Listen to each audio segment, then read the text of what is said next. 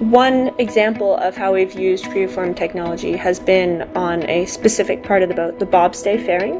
This part of the boat was made off a mold but had hand shaping, so it doesn't fit the CAD.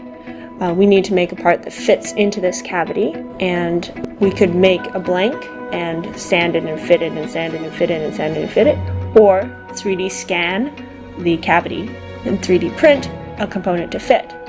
We did a cool second step this time where we did a little bit of trimming and fitting, adapted the 3D printed part to be perfect, scanned it again, and then implemented those changes in the final 3D printed part. So we did this neat back and forth between the computer, physical 3D printed parts, the scanner, back to the computer, and to a finalized perfect part. It would be hard to imagine doing this campaign without Creaform and Stratasys. Their pairing in terms of 3D printing and 3D scanning has been invaluable.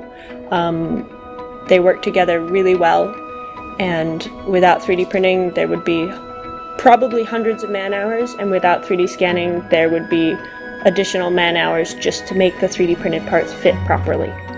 So it's been really invaluable for our team.